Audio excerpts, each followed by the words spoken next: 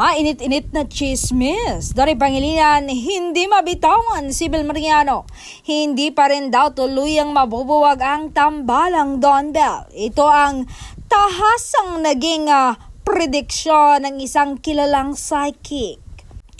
Dahil patuloy pa rin silang magkakaroon ng project next year at sa susunod pa na taon. Hirit pa nga niya, desidido raw itong si Mati ni Idol na si Donnie Pangilinan na ipaglaban hanggang sa huli ang pag-ibig niya sa dalaga.